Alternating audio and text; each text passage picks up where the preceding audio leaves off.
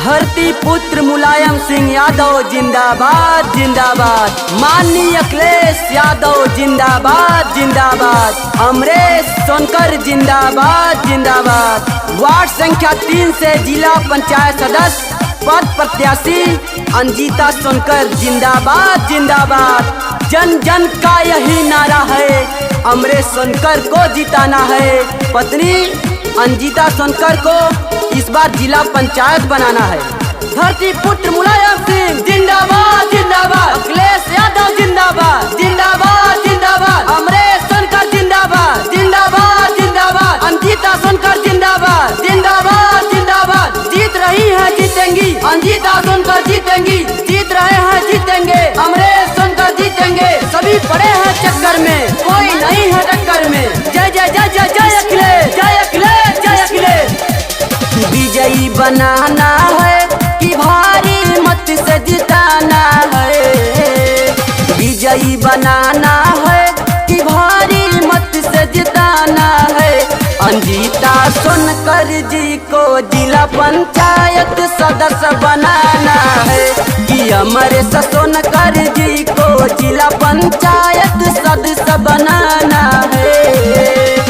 विजयी बनाना है कि भारी मत से जिताना है। अंजिता सोनकर जी को जिला पंचायत सदस्य बनाना है कि अमरेश सोनकर जी को जिला पंचायत सदस्य बनाना है। हो चुका गाजरर, हो चुका गाजरर, बदलने की तैयारी है। रचेगा इतिहास वही, रचेगा इतिहास वही, संघर्ष इसका जारी है। धरती पुत्र मुलायम सिंह जिंदाबाद जिंदाबाद। अखिलेश यादव जिंदाबाद जिंदाबाद जिंदाबाद। अमरेश सोनकर जिंदाबाद जिंदाबाद जिंदाबाद। करते हैं मदद भैया दुखिया गरीब के, देख ले पराया नहीं चिन्ह ले करीब से।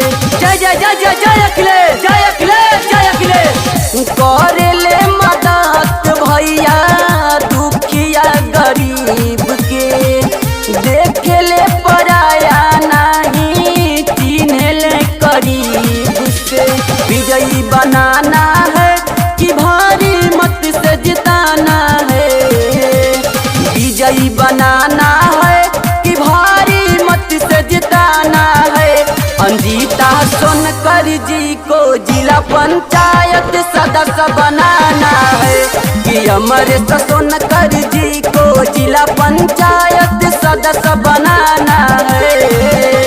सिंधु परिया या धीरा, अमरेश सोनकर सबके साथ। सिंधु परिया या धीरा, अमरेश सोनकर सबके साथ। अब वक्त है परिवर्तन का, अमरेश भैया के समर्थन का। अब वक्त है परिवर्तन का, अंजिता जी के समर्थन का।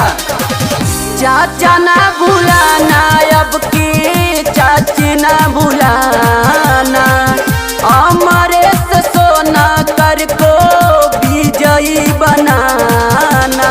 जय जय जय जय जय अखिलेश, जय अखिलेश, जय अखिलेश। दादा ना भुलाना अब की, दादी ना भुलाना। अंजिता सोनकर को विजयी बनाना।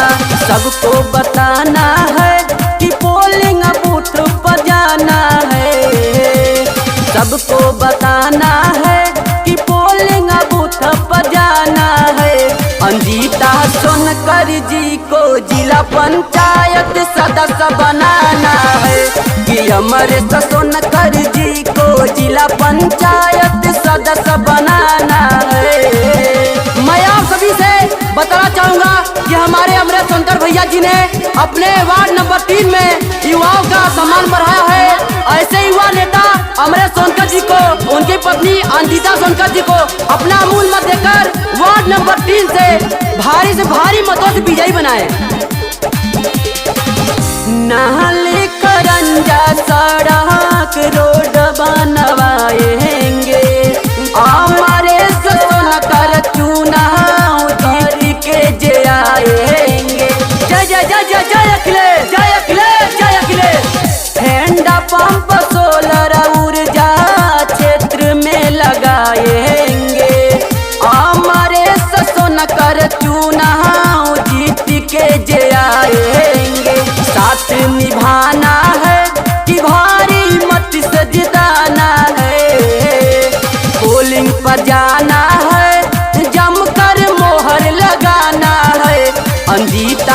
सोनकर जी को जिला पंचायत सदस्य बनाना है कि अमरेश सोनकर जी को जिला पंचायत सदस्य बनाना है। विजयी बनाना है कि भारी मत से जिताना है। अंजिता सोनकर जी को जिला पंचायत सदस्य बनाना है कि अमरेश सोनकर जी को जिला पंचायत सदस्य बनाना है। विजयी बनाना है कि नीति से गीतिया गवाना है। अंजिता सोनकर जी को जिला पंचायत सदस्य